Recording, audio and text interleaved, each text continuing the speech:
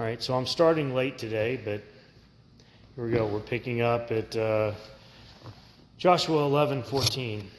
All the spoils of these cities and the cattle the sons of Israel took as their plunder. But they struck every man with the edge of the sword until they had destroyed them. They left no one who breathed.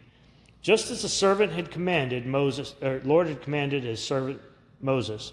So Moses commanded Joshua, and so Joshua did. He left nothing undone of all the Lord had commanded Moses. Thus Joshua took all the land, the hill country, and all the Negev, and the land of Goshen, the lowland, Arabah, the hill country of Israel and its lowland, from Mount Halak that rises towards Seir, even as far as Baal-Gad in the valley of Lebanon, at the foot of Mount Hermon. And he took all their kings and struck them down and put them to death. Joshua waged war a long time with all these kings.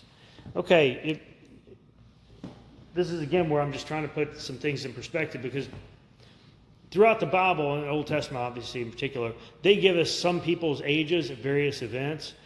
And we know that Caleb, based on his age when this happened in a later time, we know ballpark that the war, if you want to call it that, which they do here, lasted around 7 years.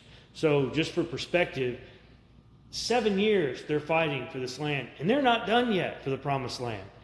But when you think about the amount of travel, like I was saying earlier, how many people they had to get up and move every time, and good grief, after you've had a 20, 30-mile hike, especially if you're going through brush, okay, I need a little time to recuperate before I'm ready to go to fight again, go have war.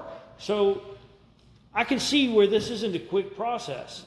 And it's not like, oh, well, we send in a couple Patriot missiles and that place is obliterated. Let's move on. No. This is all manual stuff. So everything they're doing, I mean, think about it. If you've got a city of 10,000 people, how long would it take you to physically go through and kill 10,000 people? And then, if you want to occupy that later, you better do something with those bodies, or else the wildlife is going to just overrun it, right? So you have other issues here. Now, initially, Yahweh told him he was having a lot of them run away.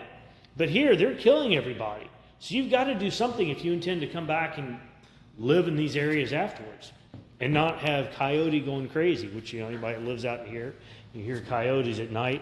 Just think if you gave them 10,000 bodies, how well they would populate the area in no time. And they'd start thinking you look pretty tasty. So, again, just trying to put all this in perspective. There was not a city which made peace with the sons of Israel, except the Hivites living at Gibeon. They took them all in battle.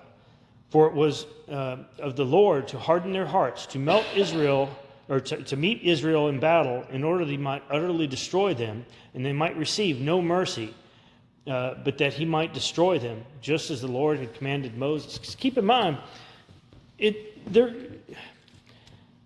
hardening their hearts was basically just making sure that they were going to keep fighting. They were mad. They didn't like Israel because Israel was just taking over everything. So they were mad, and everybody thought, well, I'm stronger than this group, or hey, maybe I can't do it alone, but I'll get 3 or 4 or 5 other kings, and we're going to go in there and we're going to take them. But God's the one in charge, and they seem to keep forgetting that, except for Gibeon, who got the message and went, well, it's better to be a slave than be dead. So, yeah, just that's part of the perspective here. Then Joshua came at the time and cut off the Anakim from the hill country, from Hebron, from Debir, from Anab, and from all the hill country of Judah, and from the hill country of Israel. Joshua utterly destroyed them with their cities. Now, what's the point of, they make a point of the Anakim. Why was that a concern? Who were the people that the spies initially saw when they came in to search out the promised land? The tall, big people. Anakim, which are related to the Nephilim. All right, so the Nephilim were the fallen angels. So Anakim were also considered giants because they were related to them. So These are the people that, the reason they had to go wander in the desert for 40 years, this was one of the reasons, because they're like, man, we can't take those guys. But now, 40 years and change later, oh, I think we can take them. Why? Because they finally figured out God's doing the fighting, not them. That's something we have to remember in our own lives. God's there for us. If we'll let him, if we'll be quiet and listen, God can fight for us. But that's why it's important to know it's the Anakim there, because they were what was frightening them off from the promised land in the first place. There were no Anakim left in the lands of the sons of Israel. Only in Gaza, in Gath, and in Ashdod, some remained. So Joshua took the whole land according to all that the Lord had spoken to Moses, and Joshua gave it for an inheritance to Israel according to their divisions by their tribes. Thus the land had rest from war. That's a lot of war. We think our wars are long when we've got 3 or 4 or 5 years. Like I said, this was 7 years at least, and they're really not done. I mean, they had rest from war for a while because Joshua's handing out some land, giving them some rest, but it's a lot to be done. Now, these are the kings of the land whom the sons of Israel defeated and whose land they possessed, beyond the Jordan towards the sunrise, from the valley of the Arnon as far as Mount Hermon and all the Arabah to the east. Sihon, king of the Amorites, who lived in Heshbon and ruled over Aroer, which is in the edge of the valley of the Arnon, both of the middle of the valley and half of Gilead, even as far as the brook Jabbok, the border of the sons of Ammon, and the Arabah as far as the sea of Chinneroth towards the east, and as far as the sea of Arabah, even the salt sea, eastward towards Beth Jeremoth, and on south at the foot of the slopes of Pisgah, and the territory of Og, king of Bashan, one of the remnants of Rephaim, who lived at Ashtaroth at the Edrei, and ruled over Mount Hermon and Salekah, and all Bashan, as far as the borders of Geshurites and the Maccathites, and the head of Gilead, as far as the border of Shihon, king of Heshbon. Let me just tell you, that's work trying to get through all those names. I don't care what you say. You try to, because I try to go through and read this stuff well enough beforehand that I'm not just reading it when you look at stuff, but trying to pronounce each one of these things, and then figuring out, okay, how fast am I going to be able to read through this, because this is going to be an issue. How many things am I going to misspell? Do I just keep going, or do I try to get it right? I'm just keep going if I mess up, because I'm probably messing it up when I think I've got it right. So I figure this is as good as it's going to get, guys. Moses, the servant of the Lord, and the sons of Israel defeated them. And Moses, the servant of the Lord, gave it to the Reubenites and the Gadites and the half-tribe of Manasseh as a possession. Now these are the kings of the land whom Joshua and the sons of Israel defeated beyond the Jordan towards the west, from Baal-Gad in the valley of Lebanon, even as far as Mount Halak, which rises towards Seir. And Joshua gave it to the tribes of Israel as a possession, according to their divisions, in the hill country, in the lowland, in the Arabah, on the slopes, and in the wilderness, and in the Negev, the Hittites, and the Amorites, and the Canaanites, the Perizzites, the Hivite, and the Jebusite, the king of Jericho, 1, the king of Ai, which is besides Bethel, 1, the king of Jerusalem, 1, the king of Hebron, 1, the king of Jarmuth, 1, the king of Lachish, 1, the king of Eglon, 1, the king of Gezer, 1, the king of Debir, 1, the king of Geder, 1, the king of Hormah, 1, the king of Arad, 1, the king of Libnah, 1, the king of Adullam, 1, the king of Makkedah, 1, the king of Bethel, 1, the king of Tappuah, 1, the king of Hepher, 1, the king of Aphek, 1. The king of Lasharon, 1. The king of Madon, 1. The king of Hazor, 1. The king of Shimron, Meron, 1. The king of Ashepher, 1. The king of Tanakh, 1. The king of Megiddo, 1. The king of Kadesh, 1. The king of Jonam in Carmel, 1. The king of Dor in the heights of Dor, 1.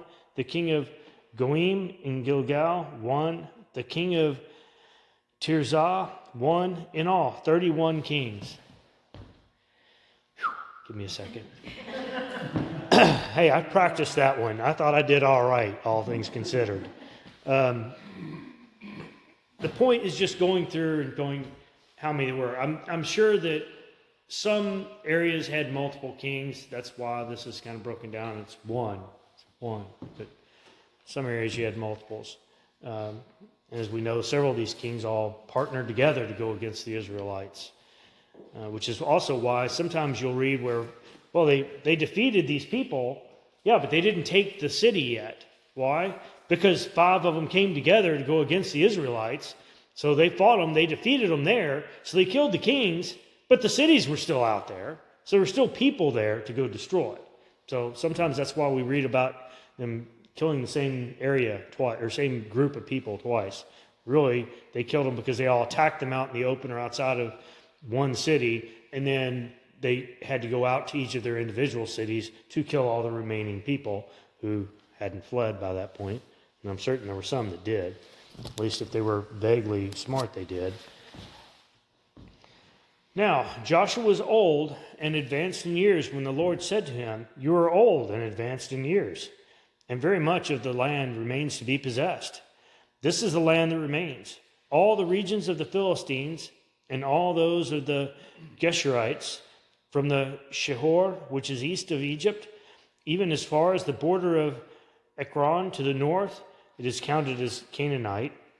The 5 lords of the Philistines, the Gazite and the Ashdodite, the Ashkelonite and Gittite, the Ekronite and the Avite, to the south of the land of the Canaanites and Mira, that belonged to the Sidonites, as far as Aphek, to the border of the Amorite, and the land of the Gebelite, and all of Lebanon towards the east, from Baal-Gad, below Mount Hermon, as far as Lebo Hamath, all of the inhabitants of the hill country, from Lebanon as far as Misrapoth, Maim, all the Sidonites,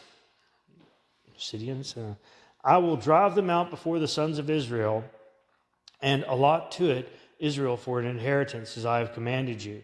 Now see, this one's a little different, because I will drive them out before the sons of Israel. So this one, they're probably not going to have to go in and kill everybody. They may kill everybody that's left. But most of them are seeing the writing on the wall. They're seeing what's coming. And so they're running them out beforehand. So this is, again, where I'm talking about, this is a positive thing for them, because if they run away, that's more bodies they don't have to kill and bury. And from a time factor, that's a pretty big deal. So just, again, keep that in mind. Now, therefore, apportion this land for an inheritance to the 9 tribes and the half-tribe of Manasseh, while the other half-tribe, the Reubenites and the Gadites, received their inheritance which Moses gave them beyond the Jordan to the east, just as Moses, the servant of the Lord, gave to them.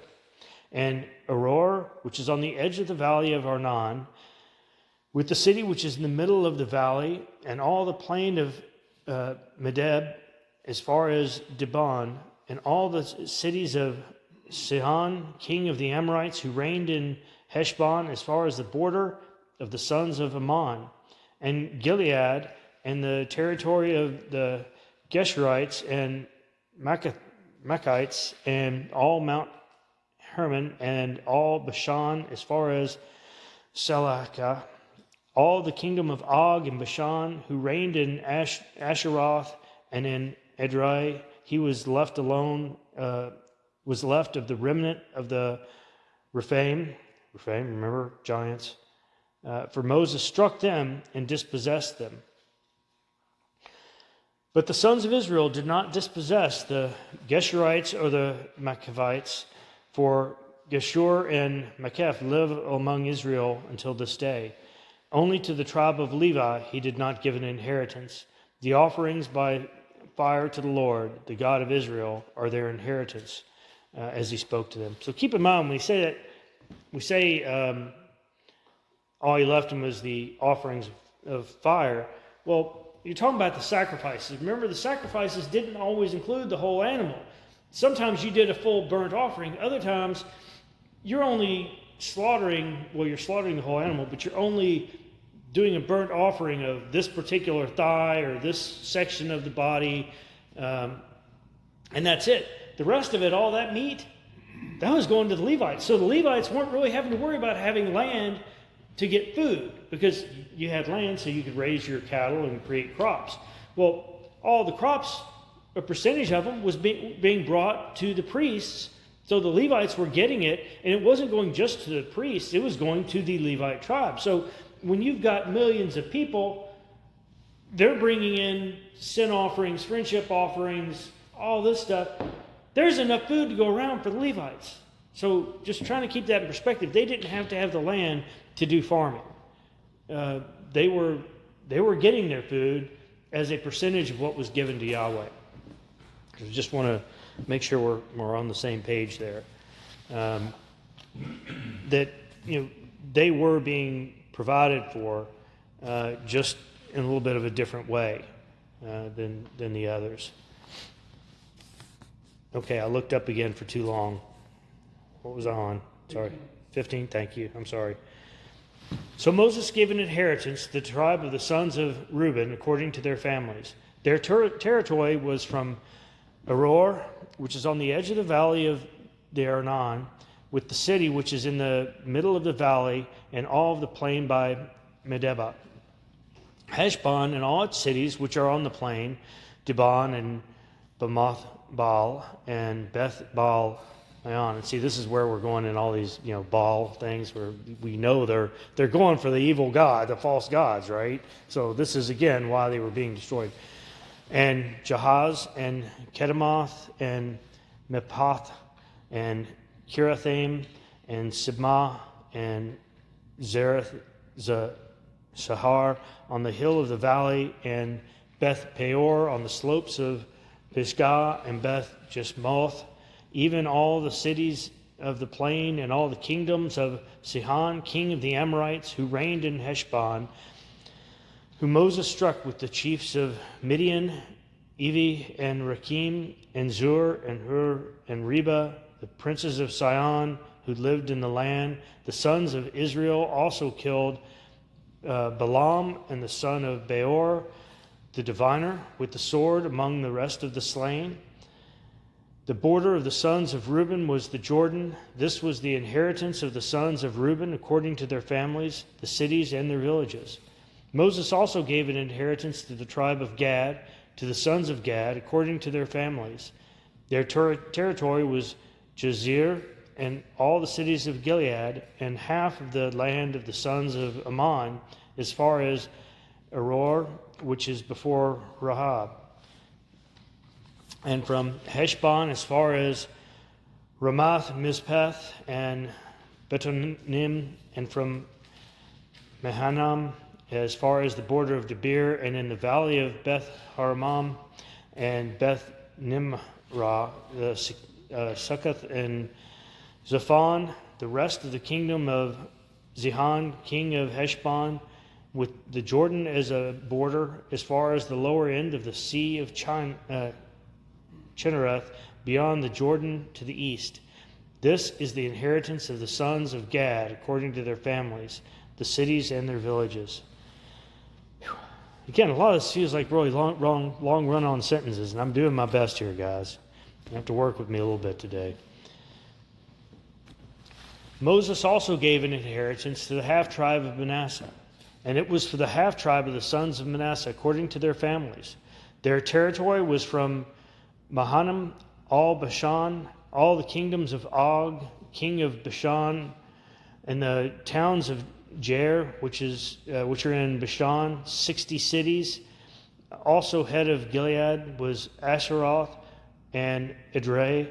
The cities of the kingdom of Og and Bashan were for the sons of Machir, the son of Manasseh, for half of the sons of Machir according to their families. These are the territories which Moses portioned for an inheritance in the plain of Moab, beyond the Jordan, at Jericho in the east.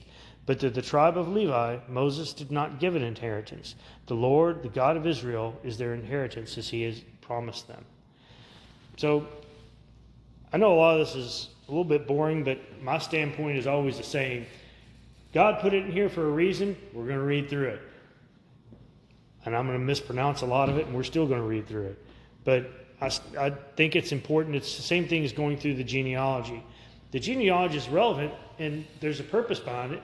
And who's getting what? There's a purpose behind it, and if nothing else, it was to document it for them. And it lets us know how much land God gave them. Because you think about it, one of them, they just said, Bashan was 60 cities, okay? 60 cities, they didn't say villages, cities. These weren't small, okay? 60 cities, that's just going to one tribe. That's a portion of one tribe. So you have to see how much Yahweh is really giving them. Without a doubt, they're getting, again, pre-made, ready, move in, ready. Okay, you got to go clean up some dead bodies here and there. But, you're good to go. I'm just trying to be realistic with it. Your wells, they're already dug. Your fencing, it's already there. Why? Things were different then. Back then, you fenced in the city to keep the animals out. Today, you got a house, you fence around the house to keep the cattle out. It's a different...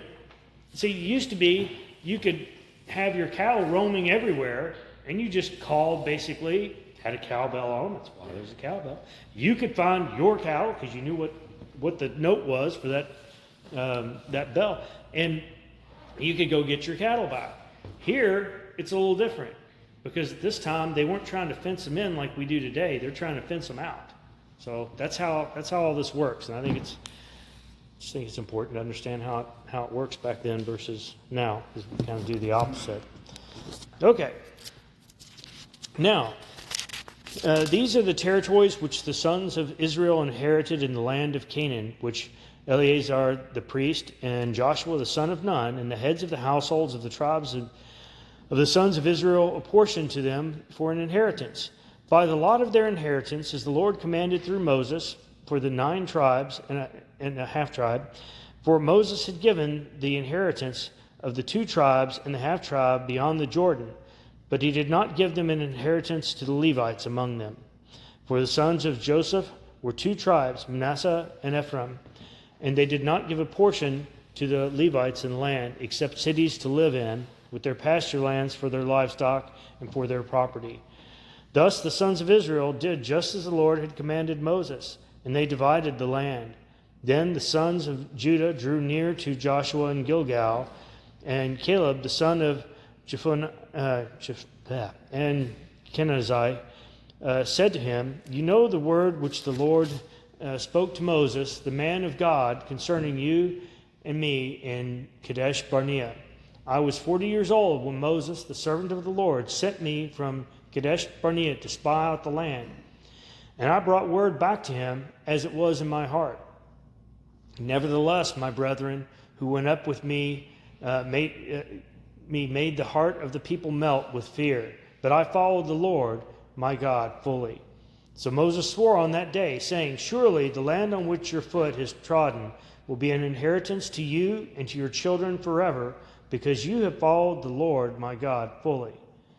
Now, behold, the Lord has let me live just as he spoke these 45 years. From the time that the Lord spoke this word to Moses when Israel walked in the wilderness, and now, behold, I am 85 years old today. I am still as strong today as I was in the day Moses sent me. As my strength was then, so my strength is now.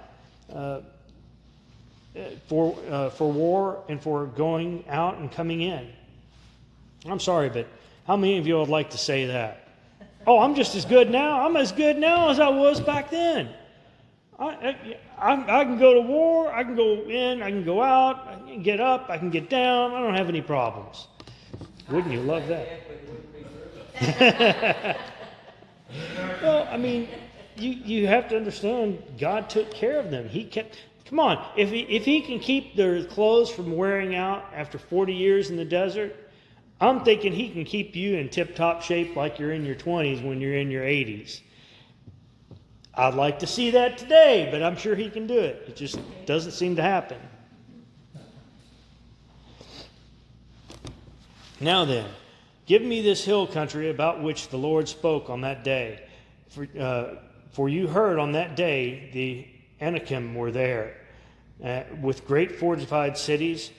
Perhaps the Lord will be with me, and I will drive them out as the Lord has spoken. So Joshua blessed him and gave Hebron to Caleb, the son of Jephunneh, for an inheritance. Therefore Hebron became the inheritance of Caleb, the son of Jephunneh, and Kenizzite until this day, because he followed the Lord God of Israel fully. Now, the name of Hebron was formerly Kiriath Arba, for Arba was the greatest man among the Anakim. Then the land had rest from war.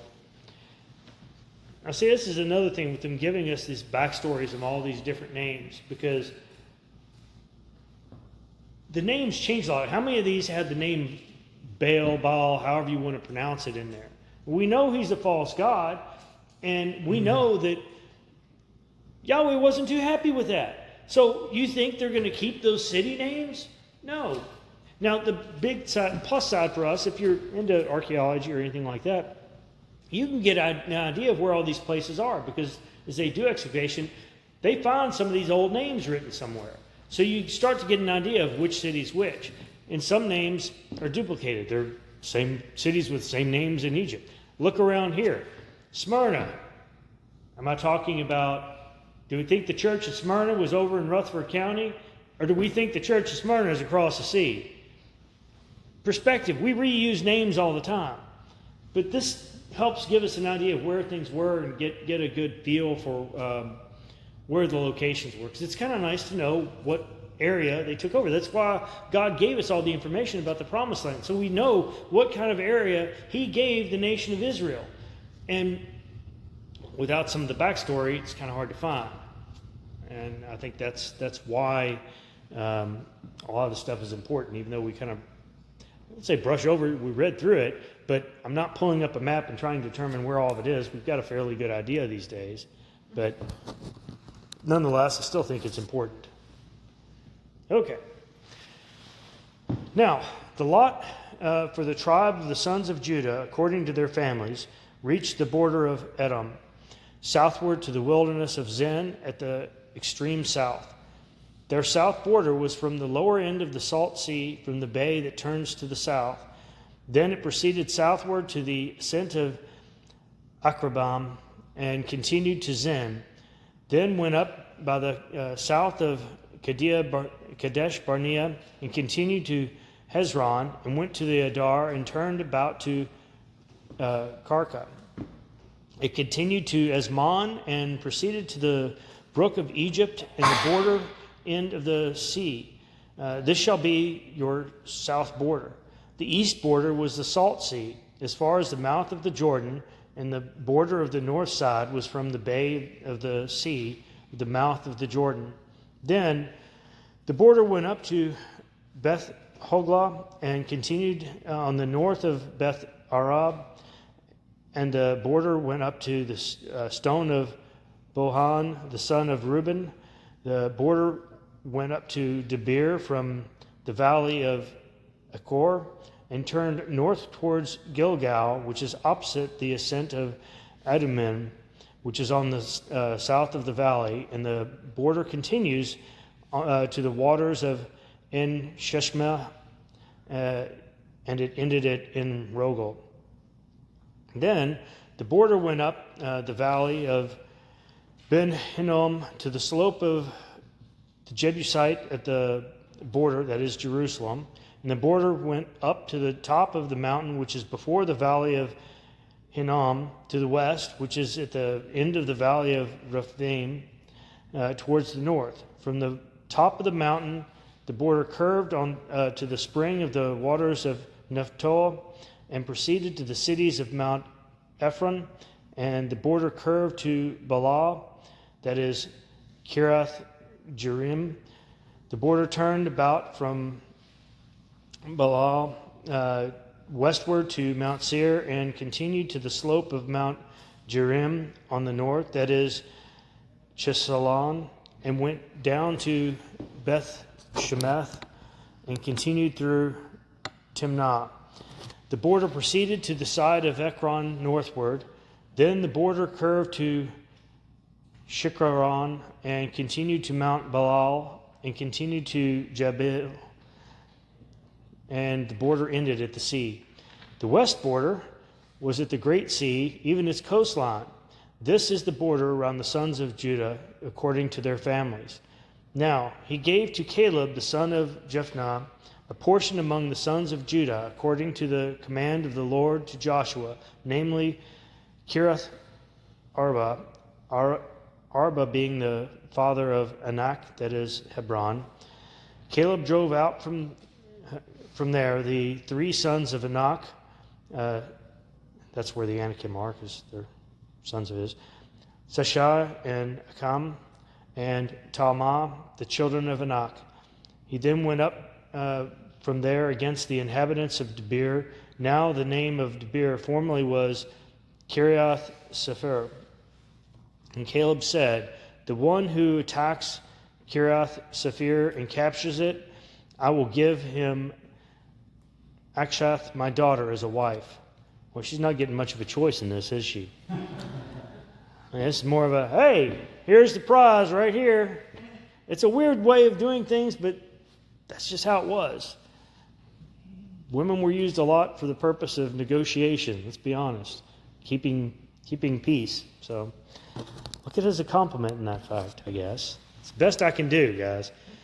Okay, we're going to go ahead and stop there, and I'm going to give my tongue a breather here for trying to pronounce all this. And we will pick up next week at chapter 15, verse 17. And hopefully I'll be ready to go at it again with all that. So let me tell you, trying to learn some of those names well enough to get through it today, a little more challenging than I thought. Okay.